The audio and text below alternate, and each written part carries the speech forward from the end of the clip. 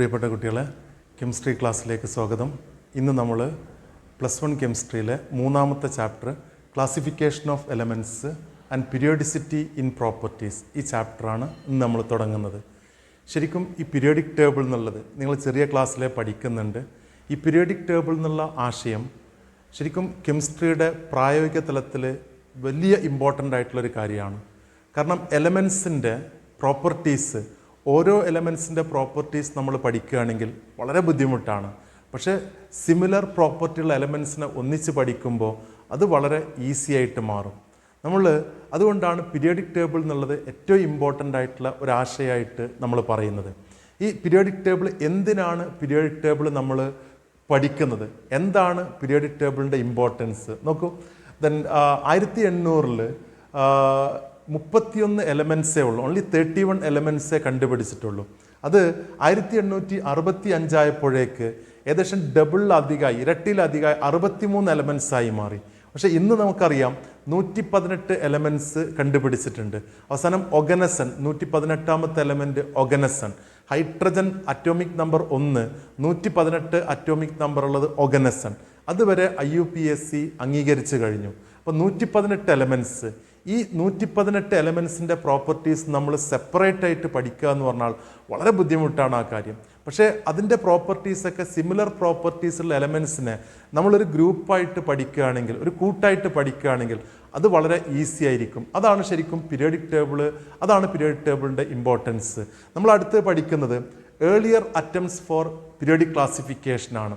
എന്തൊക്കെയാണ് എങ്ങനെയൊക്കെയാണ് നമ്മൾ ഇന്ന് കാണുന്ന പീരിയോഡിക് ടേബിൾ എന്നുള്ള ഈ രൂപത്തിലേക്ക് ഈ ആശയം എത്തിപ്പെട്ടത്. ഒന്നാമത് നമുക്ക് പഠിക്കാനുള്ളത് ഡോബറീനേഴ്സ് ട്രയാഡ്സ് ആണ്. എന്താ ഈ ട്രയാഡ് എന്ന് പറഞ്ഞാൽ എന്താ? ഡോബറീനർ ശരിക്കും ചെയ്തത് എലമെൻസിൻ്റെ അറ്റോമിക് മാസിനെ ബേസ് ചെയ്തിട്ട് മൂന്നെണ്ണമുള്ള ഗ്രൂപ്പുകളായിട്ട് മാറ്റി. എക്സാമ്പിൾ നോക്കൂ, ലിഥിയം, സോഡിയം, പൊട്ടാസ്യം. ഇയാളുടെ ഒരു ഡോബറീനർ ക്ലാസിഫൈ ചെയ്ത് ലിഥിയം, പിന്നെ ഏതാണ് സോഡിയം, അതേപോലെ പൊട്ടാസ്യം. ഇതൊരു ട്രയാഡാണ് ലിഥിയം, സോഡിയം, പൊട്ടാസ്യം എന്നുള്ളത്. ഇനി എന്താണ് ഡോബറീനർ ഇങ്ങനെ ക്ലാസിഫിക്കേഷനിൽ ഉദ്ദേശിക്കുന്നത്? Johann Dobereiner 1829 classify the elements into small groups each containing 3 elements. അതിനാണ് മൂപ്പര് പേര് കൊടുത്ത് ട്രയാഡ് എന്ന് പേര് കൊടുത്തത്. ഈ ട്രയാഡിലുള്ള എലമെൻസിൻ്റെ ഈ 3 എലമെൻസിനും സിമിലർ പ്രോപ്പർട്ടീസ് കുറേ വരുന്നുണ്ട്. അതാണ് ഈ ട്രയാഡിൻ്റെ ഇമ്പോർട്ടൻസ്. അതേപോലെ വേറൊരു പ്രത്യേകത ഉണ്ട്, ഇതിൽ സെൻട്രൽ എലമെൻറ്റിൻ്റെ അറ്റോമിക് മാസ് ബാക്കി 2 എലമെൻസിൻ്റെ അരിത്മെറ്റിക് മീൻ ആയിരിക്കും, ആവറേജ് ആയിരിക്കും എന്നാണ് പറയുന്നത്. നോക്കൂ, in triads the atomic mass of the middle element is approximately the average of the other 2 elements. അതാണ് ലോ ഓഫ് ട്രയാഡ്സ് എന്ന് പറയുന്നത്. Atomic mass of middle element ബാക്കി 2 എലമെന്റ്സിന്റെ ആവറേജ് ആയിരിക്കും എന്നുള്ളത്. നോക്കൂ, ഒരു എക്സാമ്പിൾ, നമ്മളിപ്പോൾ അറ്റോമിക് വെയിറ്റ് ലിഥിയത്തിന് 7 ആണ്, പൊട്ടാസ്യത്തിന് 39 കാണിക്കുന്നത്. അപ്പോൾ സോഡിയത്തിന്റെ 7 + 39/2 that is equal to 46/2 that is equal to 23. ഇത് സോഡിയത്തിന് നമുക്ക് അപ്ലൈ ചെയ്യാൻ പറ്റുന്നു. ഓക്കെ, ലിഥിയം, സോഡിയം, പൊട്ടാസ്യം ഒരു ട്രയാഡാണ്. അടുത്ത ട്രയാഡിന് എക്സാമ്പിൾ ആണ് കാൽസ്യം, സ്ട്രോൺഷ്യം, ബേരിയം. വേറെ ട്രയാഡാണ് ക്ലോറിൻ, ബ്രോമിൻ, അയോഡിൻ. ഇത് വളരെ കൃത്യമായിട്ട് അറ്റോമിക് മാസ് കിട്ടിയെന്ന് വരില്ല, പക്ഷേ ഏകദേശം ആവറേജ് ആയിരിക്കും എന്നാണ് പറയുന്നത്. ഇതാണ് ലോ ഓഫ് ട്രയാഡ്സ്. അപ്പോൾ ഇൻട്രൊഡ്യൂസ് ചെയ്ത ആരാണ്? Dobereiner's triads. അങ്ങനെ തന്നെ പഠിക്കണേ. This classification was applicable to few elements. കുറച്ചെണ്ണത്തിന് മാത്രമേ ഇത് അപ്ലൈ ചെയ്യാൻ പറ്റുകയുള്ളൂ. അപ്പോൾ അത് നമ്മൾ അതിൻ്റെ ഹിസ്റ്ററിയിൽ പഠിക്കുന്ന കാര്യമാണ്. സെക്കൻഡ് ക്ലാസിഫിക്കേഷൻ നോക്കും, AEBD, ചാൻകോട്ടോയ്സ്. ഓക്കെ, എന്തായാലും വരുന്നത് എന്താണ്? അറ്റോമിക് മാസ് ആണ് ഇയാൾ ക്ലാസിഫിക്കേഷൻ ഉപയോഗിച്ചത്. ഈ arranged the known elements in order of increasing weight and made a cylindrical table of elements to display the periodic recurrence of properties. ആ പ്രോപ്പർട്ടീസിലെ സിമിലാരിറ്റി വരികയാണ് അറ്റോമിക് മാസിന്റെ ഇൻക്രീസിംഗ് ഓർഡറിൽ അറേഞ്ച് ചെയ്യുമ്പോൾ. ഇയാളൊരു സിലിണ്ട്രിക്കൽ രൂപത്തിലാണ് എലമെന്റ്സിനെ അറേഞ്ച് ചെയ്യുന്നത്. നോക്കൂ, സിലിണ്ട്രിക്കൽ രൂപത്തിലാണ് അറേഞ്ച് ചെയ്യുന്നത്. ചാൻകോട്ടോയ്സ്. ഓക്കെ, അപ്പോൾ ആ ക്ലാസിഫിക്കേഷൻ, ആ പേരൊന്ന് പഠിച്ചേക്കുക. അറ്റോമിക് മാസിന്റെ ഇൻക്രീസിംഗ് ഓർഡറിൽ സിലിണ്ട്രിക്കൽ മാതൃകയിലാണ് വരുന്നത്. ഓക്കെ, അടുത്ത് വരുന്ന ന്യൂലാൻഡ്സ് ക്ലാസിഫിക്കേഷൻ. എന്താണ് ന്യൂലാൻഡ്സ് ക്ലാസിഫിക്കേഷൻ?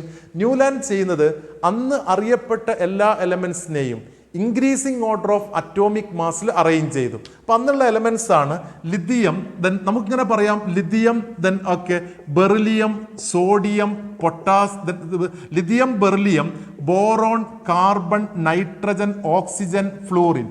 ഇനി അത് കഴിഞ്ഞിട്ട് അന്ന് ദെൻ ഒക്കെ ഉള്ള എലമെന്റ്സ് സോഡിയാണ് കണ്ടുപിടിച്ചത്. അപ്പോൾ സോഡിയത്തിന്റെ പ്രോപ്പർട്ടി ഇയാൾ പറയുന്നത് ലിഥിയത്തിനോട് സിമിലാരിറ്റി ഉണ്ട്.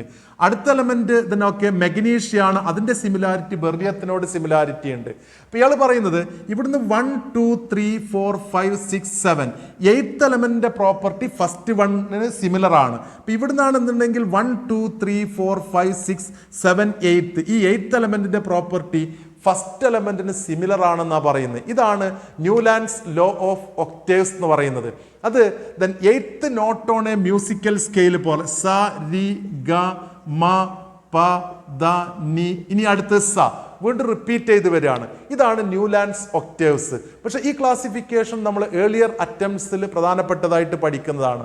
നോക്കൂ, Newlands in 1865 arranged elements in the increasing order of their atomic mass. Atomic മാസിന്റെ ഇൻക്രീസിംഗ് ഓർഡറിലാണ് എലമെന്റ്സിനെ അറേഞ്ച് ചെയ്ത്. എന്നിട്ട് he noted that the properties of every 8th element starting from a given element are similar to that of first element. Every 8th എലമെന്റിന്റെ properties first വണ്ണിനോട് similar ആയിരിക്കും. Okay, the relationship is just like resemblance of first and 8th musical note. ഫസ്റ്റും 8th musical note similar ആവുന്ന പോലെ first element പ്രോപ്പർട്ടിയും 8th element പ്രോപ്പർട്ടിയും similar ആവും. ഇതാണ് ന്യൂലാൻഡ്സ് ലോ ഓഫ് ഒക്ടേവ്സ്. ഓർത്തു വെക്കണേ, Newlands law of octaves. But this classification was rejected since the law of octaves was then applicable to elements up to calcium. Calcium വരെ നോക്കൂ നിങ്ങൾ, ആ കാൽസ്യം വരെയാണ് ഇത് അപ്ലൈ ചെയ്യുന്നത്. ഈ ലോ ഓഫ് ഒക്ടേവ്സ് അപ്ലൈ ചെയ്യുന്നത് കാൽസ്യം വരെ അപ്ലൈ ചെയ്യുന്നുള്ളൂ. ഓക്കെ, അപ്പോൾ ഇത് അടുത്തത് 4th ക്ലാസിഫിക്കേഷൻ, ലോദർ മെയർ അറേഞ്ച്മെന്റ്. എന്താണ് ഈ ലോദർ മെയർ അറേഞ്ച്മെന്റ് എന്നുള്ളത്? നോക്കൂ നിങ്ങൾ, ലോദർ മെയർ അറ്റോമിക് മാസും അതേപോലെ ഫിസിക്കൽ പ്രോപ്പർട്ടീസ് ഓഫ് എലമെന്റ്സിനെ കുറിച്ചാണ് പഠിക്കുന്നത്. ശരിക്കും മെന്റലീഫിന്റെ ആ ടൈമിൽ തന്നെ വരുന്നുണ്ട്. പക്ഷെ മെന്റലീഫാണ് അത് കൃത്യമായിട്ട് കുറച്ചുകൂടി നന്നായിട്ട് പറഞ്ഞത് എന്നുള്ളതാണ്. ലോദർമെയർ പറയുന്നത്, Lothar Meyer proposed that on arranging elements in the increasing order of their atomic weights similarity appear in physical and chemical properties at regular intervals എന്നുള്ളതാണ്. ദെൻ ഇൻക്രീസിംഗ് അറ്റോമിക് മാസിൽ എലമെന്റ്സ് അറേഞ്ച് ചെയ്ത് കഴിഞ്ഞാൽ ഫിസിക്കൽ പ്രോപ്പർട്ടീസിലുള്ള similarity regular ഇന്റർവെൽസിൽ repeat ചെയ്ത് വരുന്നു. He plotted the physical properties such as ഏതൊക്കെയാണ്? Atomic volume, melting point, boiling point against atomic weight. ഈ പ്ലോട്ടഡ് ഗ്രാഫ് വരച്ചു. And obtained a periodically repeated pattern. അപ്പോൾ നമ്മൾ ഇത്ര പഠിച്ചാൽ മതി. Who plotted a graph of physical properties against atomic weight. ആരാണ് plot ചെയ്തത്? Lothar Meyer. ഈ ലോദർ മെയറുടെ ഗ്രാഫ് ഒരു എക്സാമ്പിൾ ആണത്. Atomic volume against atomic mass graph വരച്ചപ്പോൾ സിമിലർ പ്രോപ്പർട്ടി ഉള്ള എലമെന്റ്സ് റെഗുലർ ഇന്റർവെല്ലിൽ റിപ്പീറ്റ് ചെയ്യുന്നുണ്ട്. അപ്പോൾ ഇതാണ് ലോദർ മെയർ അറേഞ്ച്മെന്റ്. ഇപ്പം നമ്മൾ ക്ലാസിഫിക്കേഷനിൽ ഡോബറീനസ് ട്രയാഡ്സ് പഠിച്ചു, ന്യൂലാൻഡ്സ് ഒക്ടേവ്സ് കാര്യമായിട്ട് പ്രധാനപ്പെട്ടത്, പിന്നെ ലോദർ മെയർ, നമ്മൾ ഗ്രാഫിക്കൽ അറേഞ്ച്മെന്റ്. ഓക്കെ, ദെൻ അതിനിടയ്ക്ക് വേറെ ഒന്നും കൂടി നമ്മൾ പറഞ്ഞു. അടുത്ത നോക്കിയേക്ക്. ഇനി 5th ക്ലാസിഫിക്കേഷൻ വരുന്നത് മെന്റലീവ്സ് പീരിയോഡിക് ടേബിൾ ആണ്. മെന്റലീഫ് ആണ് കൃത്യമായിട്ട് എലമെന്റ്സിനെ കുറിച്ച് പഠിച്ചിട്ട് മെന്റലീഫ് ഒരു പീരിയോഡിക് ലോ ഉണ്ടാക്കി. എന്താണ് periodic law? Physical and chemical properties അല്ലെങ്കിൽ properties of elements are periodic functions of their atomic weight. അതായത് എലമെന്റ്സിന്റെ പ്രോപ്പർട്ടി, അവയുടെ ഫിസിക്കൽ അല്ലെങ്കിൽ കെമിക്കൽ പ്രോപ്പർട്ടീസ് അതിന്റെ അറ്റോമിക് വെയിറ്റിന്റെ പീരിയോഡിക് ഫങ്ഷൻസ് ആണ്. നോക്കൂ, the properties of elements are periodic functions of their atomic weight. ആരാണ് ഇത് ഇൻട്രൊഡ്യൂസ് ചെയ്യുന്നത്? മെന്റലീഫ് ആണ്. ഇതാണ് മെന്റലീഫ് പീരിയോഡിക് ലോ.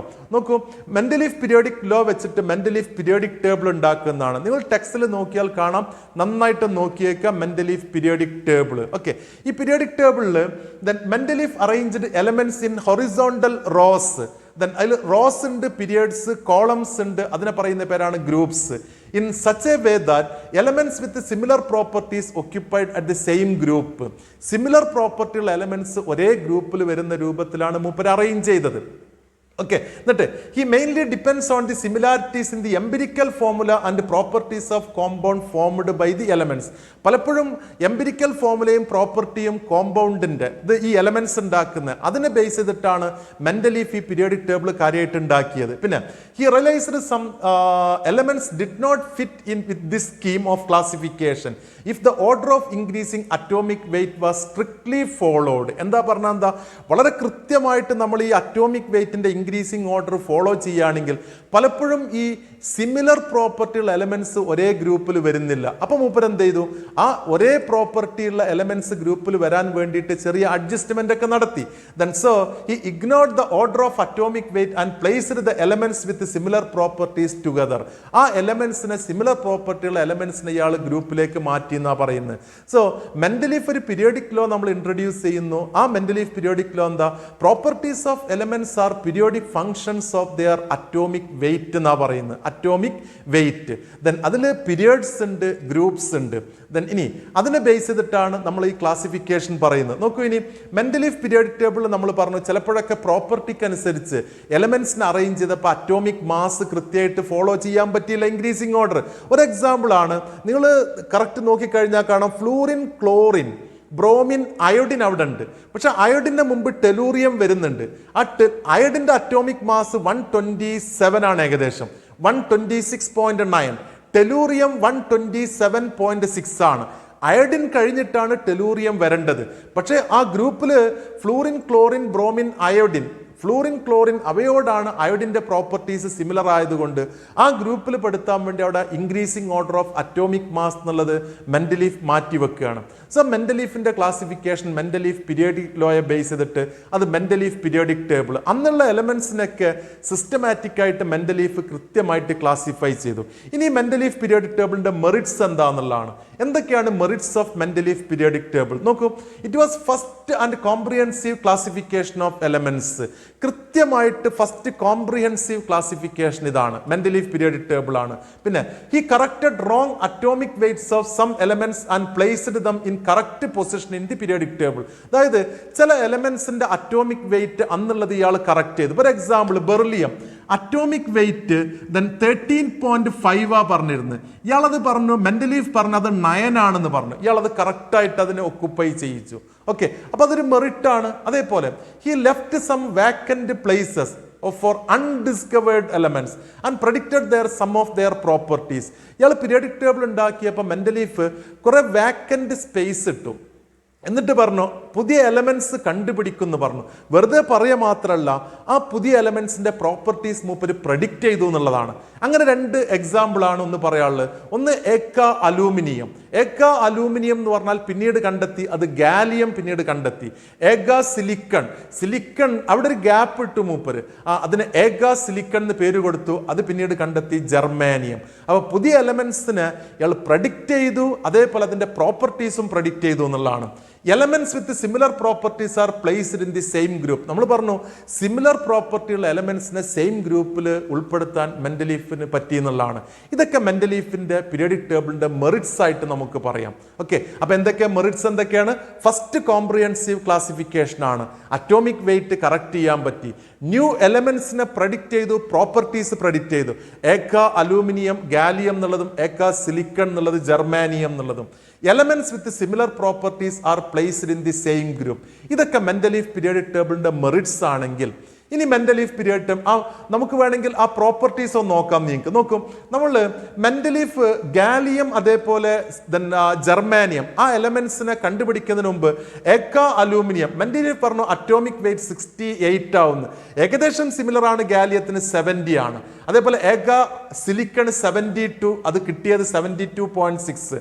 നമുക്ക് ഡെൻസിറ്റി വളരെ കൃത്യമാണ് വരുന്നത്, 5.9, 5.94. അതേപോലെ melting point, formula of oxide, formula of chloride ഒക്കെ ഏകദേശം പ്രോപ്പർട്ടീസ് ഒക്കെ സിമിലർ ആയിട്ടാണ് വരുന്നത്. ഓക്കെ, അപ്പോൾ ഇയാൾ പുതിയ എലമെന്റ്സ് പ്രഡിക്റ്റ് ചെയ്തു, അതേപോലെ അതിൻ്റെ പ്രോപ്പർട്ടീസും പ്രഡിക്റ്റ് ചെയ്തു എന്നുള്ളതാണ്. അടുത്തത് വരുന്നത് ഡീമെറിറ്റ്സ് ഓഫ് മെന്റലീഫ് പീരിയഡ് ടേബിൾ. എന്താണ് മെന്റലീഫ് പീരിയഡ് ടേബിൾ നമ്മൾ ഒഴിവാക്കിയത്? എന്താണ് അതിന്റെ ഡീമെറിറ്റ്സ്? നോക്കൂ, elements with dissimilar properties are found in same group. പലപ്പോഴും ഒരേ ഗ്രൂപ്പിൽ ഒരു ബന്ധമില്ലാത്ത എലമെന്റ്സ് വന്നു എന്നുള്ളതാണ്. You could not give exact position for hydrogen. Hydrogen ഒരു കൃത്യമായ പൊസിഷൻ കൊടുക്കാൻ പറ്റിയില്ല എന്നുള്ളത്. You could not give exact position for lanthanoids and actinoids. അതേപോലെ ഐസോടോപ്പ്. ഐസോടോപ്പ് എന്ന് പറഞ്ഞാൽ സെയിം അറ്റോമിക് നമ്പർ ആണ്, ബട്ട് ഡിഫറെന്റ് മാസ് നമ്പർ ആണ്.